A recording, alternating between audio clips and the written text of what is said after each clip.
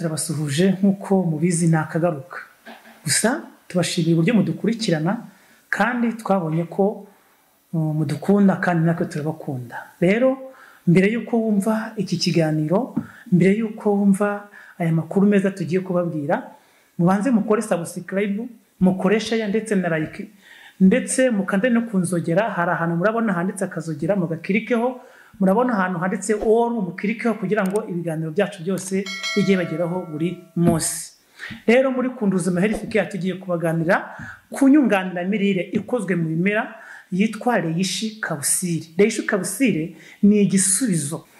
REISH CAPSULE ikozwe mu bimera 65 ariko ndababwiramo nk'ibimera byibuze nk'icumi by'ingenzi kugira ngo mubashe gusobanukirwa REISH CAPSULE. Ese REISH CAPSULE ni iki? REISH ni umuti mwimerere ukozwe mu bimera. Icyambere hari ikozwe mu kimera cyitwa mazisire. REISH nibyo ikozwemo, ikaba ikozwe mu kimera cyitwa igikakarubamba, ikaba ikozwe mu kimera cyitwa umubirizi, ikaba ikozwe mu kimera cyitwa urwiri, ikaba ikozwe mu kimera mu bihumyo bitandukanye harimo ibihumyo binini ndetse n'ibihumyo bitoya ari byo bita grande champignon na petite champignon. Ikaba ikozwe mu bimera bitandukanye mbese bizwi mu kuhando mpuzamahanga.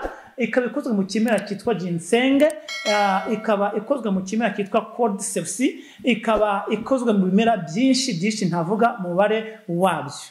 Rero iyi REISH CAPSULE nkuko natangiye mbibabwira, iyi ngiyi nanti ogusida ku rwego rwo hejuru, izamura abasirikare b'umubiri, umubiri ugakora neza ku buryo abasirikare babasha kurinda umubiri mu buryo bwizewe kandi umubiri nturwaragurike, nturwara indwara za hato na hato. Cyane cyane ko iyi REISH CAPSULE harimo magnesium, harimo za vitamine C, harimo vitamine E, harimo vitamine K, harimo za thiamine, harimo vitamine zo mu bwoko bwa B, zose zikuye muri iyi REISH CAPSULE. Rero REISH CAPSULE ni nziza ku bagabo kuko iyi ngiyi iremewe kuyikoreshwa n'uwari we wese, kuko iyi ngiyi ihabwa ubuziranenge n'ikigo GMP Good Manufacturing Practice, igahabwa ubuziranenge n'ikigo FDA Food and Drugs Administration, igahabwa ubuziranenge n'ikigo harare cy'Abayisilamu, ndetse by'umwihariko iyi produit yitwa REISH CAPSULE ndetse registered hano mu Rwanda nk'ikigo FDA kirayotereza n'iki kikareba ko yujuje ubuziranenge kandi itabasha kwangiza ubuzima bwa muntu. REISH CAPSULE rero ni nziza mu kuzamura iminite. Hari abantu baba barabuze ubudahangarwa ku buryo yumva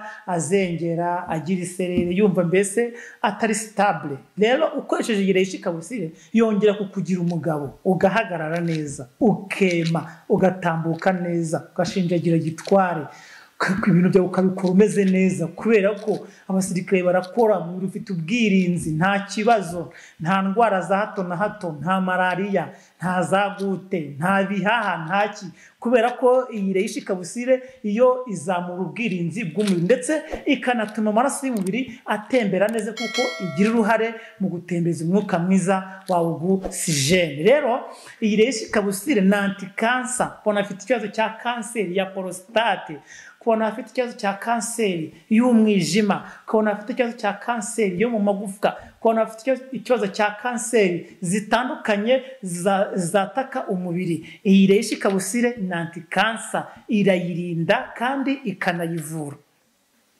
REISH CAPSULE ni antibacterie, antibiotic, antifungus, antidurey, anti-inflammation kuko iyi REISH CAPSULE ni nziza cyane. Rero ndabwira abantu bagira ikibazo cy'ubudahangarwa bukeya ko baza bakaza muri kunduza health care tukabaha REISH CAPSULE. Ndetse iyi REISH CAPSULE umuntu wayikoresheje ntabwo ashobora kugira ikibazo kuko ifasha kubona ibibazo bya crise ya sima, ifasha kubona ibibazo bya amibe, ifasha kubona ibibazo bya gute, ifasha kubona ibibazo by'indwara zitandukanye. Niyo mpamvu umuntu wafashe iyi REISH CAPSULE ari igisubizo cy'umuntu wese ufite ikibazo kimukomereye.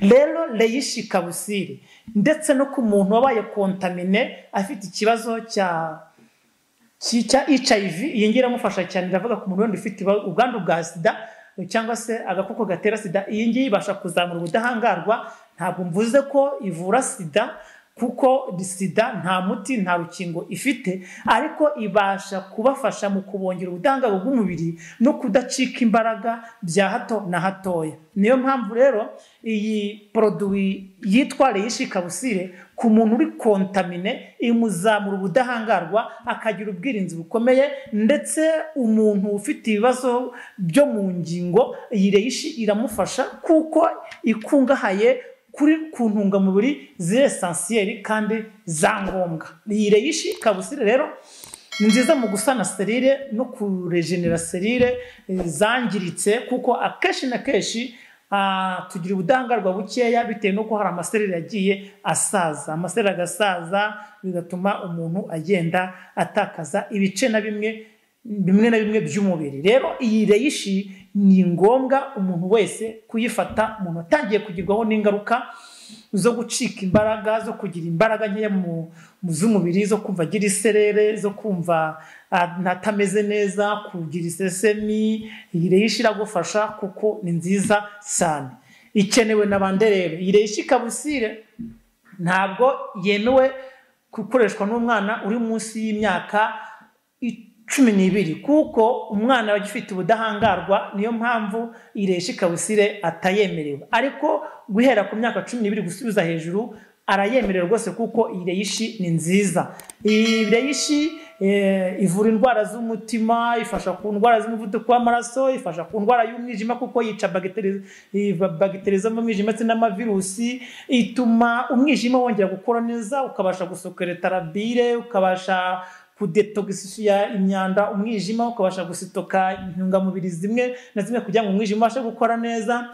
Iyi REISH CAPSULE by'umwihariko na antivirus irazica ikazimaramo bigatuma umubiri ubasha gukora neza. Rero nta handi wasanga iyi product yitwa REISH CAPSULE ikozwe mu bimera ikomoka mu gihugu cy'Ubushinwa ikorwa na company yitwa Fukanga.